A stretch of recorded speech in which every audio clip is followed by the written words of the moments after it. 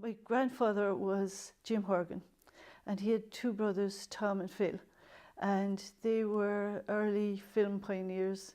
They started making films. The earliest one is 1904, when Prince Edward and Queen Alexandra came to Lismore. So they were aware of Lumiere brothers. I don't know how they. My grandmother came from America, so I think they got a lot of ideas, and they used to get magazines from America. So I think this is how they started, really. But they did get some sort of projector from Lumiere brothers, and they added on some part so that they were able to do the moving films. They had magic lantern shows, so they used to go to Clashmore and all the surrounding areas in Youghal. They used to actually cycle, and we have a great photograph of all the equipment they had to bring to these places. So they show the magic lantern slides in these different areas. They opened the cinema then in 1917, but I think they got the license a lot earlier. They got the license about 1914 or 13 or 14. They actually played for the silent movies. So we have a great photograph of my father playing violin. He was about 10, and my grandfather he was playing violin as well, and an uncle playing banjo, and my aunt playing piano. And a few more local people. Sylvie Rohan, you might know, he played violin as well. My grandfather used to go to parties to Perks, so they used to have great musical evenings.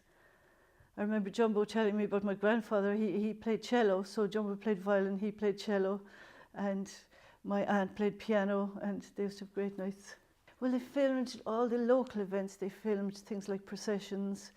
They filmed, well, as I said, Edward and Alexandra. That's probably one of the earliest ones. My grandfather made this little animation of the clock gate, where the clock gate does a little dance. And they filmed rallies. I think there was some Sinn Féin rally in Cork. They filmed the, what are they called? The men who came back from Wormwood Scrubs, who were hunger strikers. They filmed these, and they also have some great photographs from 1914 of the Irish Volunteers.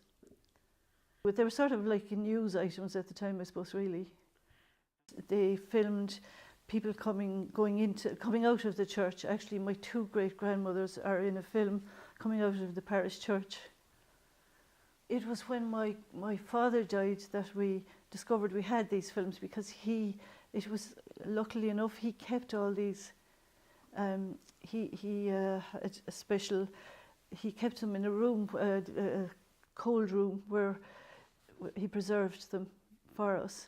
So after he died, we discovered all these, so it was a very exciting discovery.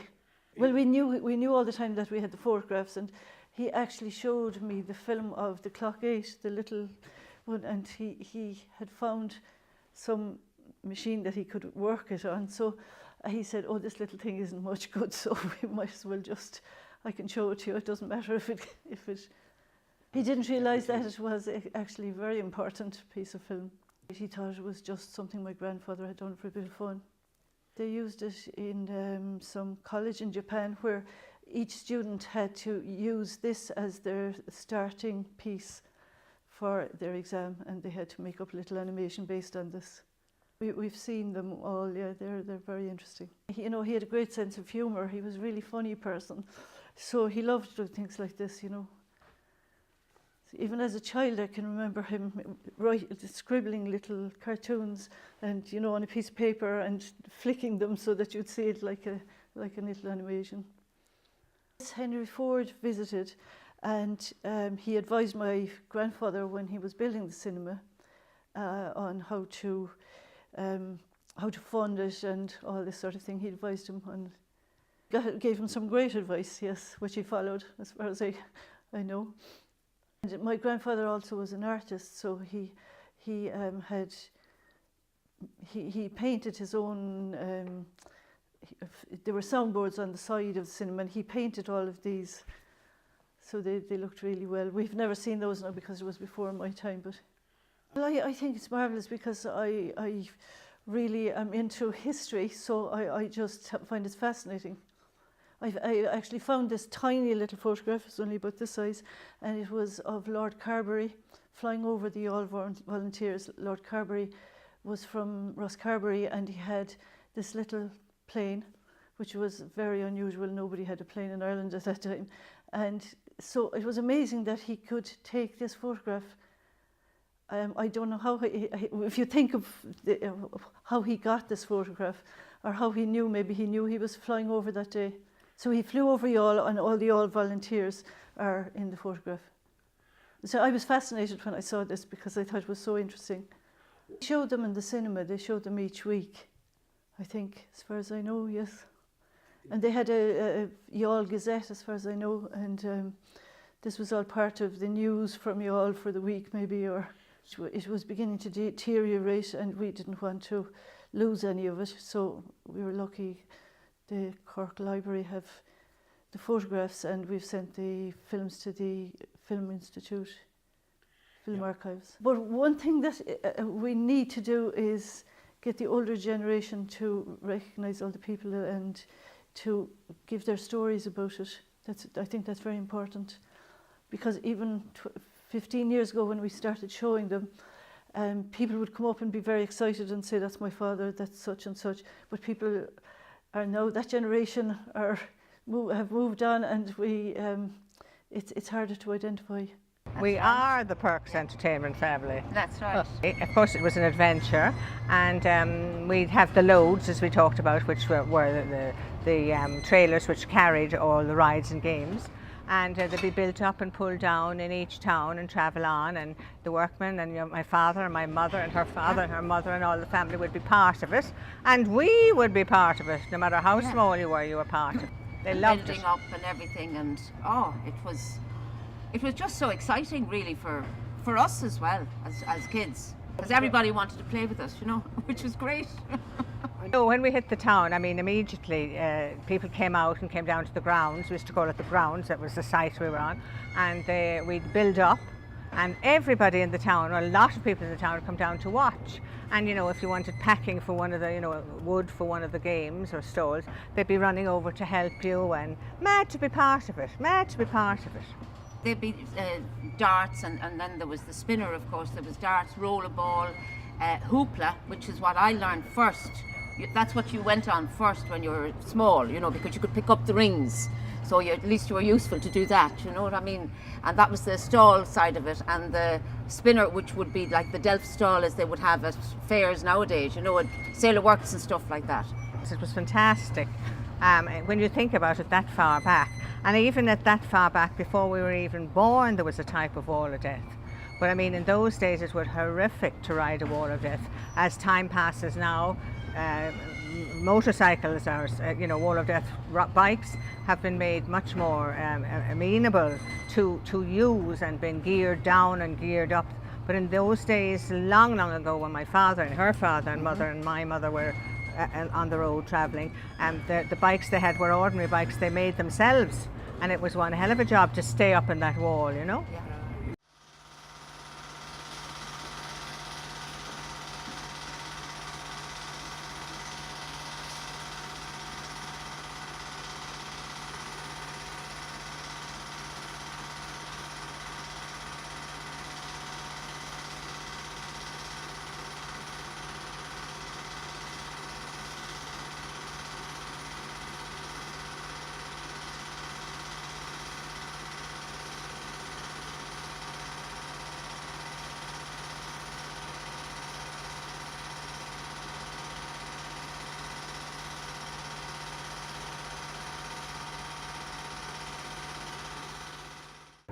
A mobile dodgems was much the same as the ones now. Once they got down the flooring, which was called the plates, there were steel plates. That was the connection between that and the wiring at the top, the net wiring. The netting. Yeah. That was one of my jobs, was the dodgems. Hold on tight, here we go, and all the rest of it, and no head-on bumping. But that was basically I spent a lot of time on rides end of it, and I mean, once they were going, once they were even building up, people were watching. But they had to do it quickly but they did it efficiently because they were so used to it. The staff were so used to it. And what's more is the people who were owners of it, the bosses, Stella's father, my brother George, Neddy, my other brother John L, Corrie, all of us knew exactly what each ride did and where it went and the precise equipment that is needed and the safety. Like before health and safety came out, we were much safer when you think about it today. So at any rate, that's exactly how it went to build up. Auntie Queenie, yeah, who was both our father's sister. And she was mad into photography. Yeah. And my father loved photography, but he was absolutely desperate, useless. But he thought he was great, Lord Snowden, But he was dreadfully take your head and no legs, but he'd have the most up-to-date equipment. But Queenie was a dinger. She was super. Yeah. And she was very creative, wasn't she? Very. And fantastic. Very creative. And she taught my brother George. That's how she got into it. And George was very keen in photography. So she helped him enormously and then he went on a bit further. But she was really super. She was fantastic at it. I mean, seeing part of looking at her movies, it was just fantastic. But she didn't alone just movie the fun fair. She would go out and movie other aspects that she enjoyed. Like she was a camera buff, that saying. She really enjoyed it and she did it beautifully. She'd do parades that mightn't really have anything to do with the fun fair. She'd do parades and she might do gardens. She loved gardening. And she might do gardens and she'd go places where there were gardens. She didn't drive herself, but she'd get somebody to take her, that sort of thing. Yeah, she never drove. It's amazing, Yeah. The Fancy Dress Parade, it was from the square out to, I think, our place in the old showboat area. But it was packed. There must have been about 600 or 700 people entering in it. But it wasn't just kids, it was adults. Elderlies, and it was way ahead of anything I've ever seen in my lifetime. Absolutely super. Everybody really made an effort, really an effort. Well, she got it all. It was fantastic. Like I couldn't believe it when Warren showed it to me. I couldn't believe that people in any town, never mind Joel, would go to so much trouble. And it was obviously a thing then, It was part of the era that fancy dresses were fancy dresses. And they took it so seriously and everything, very. And there was different categories in it, and they really would be very, very serious about it, Yeah, big floats and everything. Like you wouldn't even see the likes of it in Paddy's Day parades nowadays. Yeah, and I think too that we didn't know so much about this until my brother George gave these the cines to Warren, who got this machine, who transferred them to DVDs now. We'd have never seen them. But seeing these now, when we saw them again, brought back such memories. I was there immediately when I saw them. I was right, absolutely. You're sort of saying, oh my God, I remember that. Do you remember that, Sal? Remember this? Oh, look at that. Do you not remember that, Sal? Do you remember that day? That sort of thing. My grandson, who's 22 or 23, Caleb, saw them and he was fascinated. Yeah. Is that really how you moved around? And my God, did you have to do all that hard work? But I suppose it's history, isn't it, when you think of it? It is. It's, showbiz history. Exactly. Which we started. Yeah. We're not putting our age down to history. When my father was growing up, my grandfather died when my granny was actually expecting her father. He died at a very young age of throat cancer. And the whole lot of them were destitute virtually. Yeah. So my grandmother used to play the piano in the silent movies. My aunt this is Queenie, used to play the harp, and my father used to play the violin. That was for money for a living to eat. Yeah. Nothing about the movies going round or violin. That was for money to actually make a living. And in those days, making a living that was in Belfast was a very hard thing in those. You're talking about, he was born in 1907. So I said 1914, like they were just going to the 1914-18 war. We have the entire violin, yes, and it sits in a place of honour in my house on the wall. And with lots of lovely, lovely memories. And he played it at every do, didn't he? Every do. I used to look forward to Uncle Jumbo playing. Oh, New Year's Eve, God. birthday parties, anniversaries, any opportunity he could. He always had it, have you got, well, no, I don't know, and then it would be produced. Because of the fact that I loved him so much, and I can remember it's part of my life. The violin was always there. It was always in the wagons.